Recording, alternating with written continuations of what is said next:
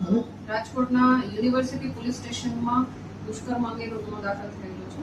આની વિગત એવી છે કે બે આરોપીઓ મુકેશ સોલંકી અને પ્રીતિબેન ગેટિયા આ બંને મળી અને જે ફરિયાદી છે એ મુકેશે એ ફરિયાદી સાથે દુષ્કર્મ આચરી અને એનો વિડીયો અને ફોટા બનાવી અને પછી એ બાબતની ધમકી આપી અને ફરિયાદી પાસેથી વારંવાર શરીર સંબંધ બાંધવા માટે માંગણી કરી અને ફોર્સફુલી એની સાથે શરીર સંબંધ બાંધી દુષ્કર્મ આચરેલ છે.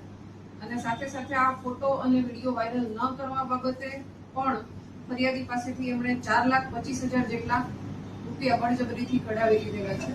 અને જ્યારે ફરિયાદીના લગ્ન હતા તો આ સમયે જે બંને આરોપીઓ છે એને કાવતરું રચી અને ત્યાં પહોંચી અને ફરિયાદી અને તેના જે મંગેતર છે એમને જાનથી મારી નાખવાની ધમકી આપી અને એના જે લગ્ન પ્રસંગ છે એ બગાડી અને ગુનો કરેલો છે.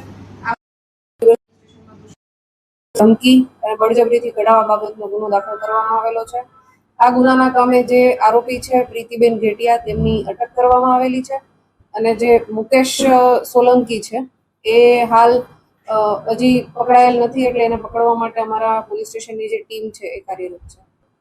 જે બંને આરોપીઓ છે એ બંને શિક્ષક તરીકે ફરજ બજાવે છે અને બંને એકબીજાના મિત્રો છે. જે મુખ્ય આરોપી છે મુકેશ એ પરિણીત છે અને એણે આ યુવતી સાથે ગુનાહિત દુષ્કર્મ આચરી અને બાદ એને જાણ કરેલી હતી કે પોતે પરિણીત છે. પ્રીતિએ જ્યારે આ મુકેશે જે દુષ્કર્મ આચરેલું છે એ પ્રીતિના ફ્લેટ પર જ આચરેલું છે.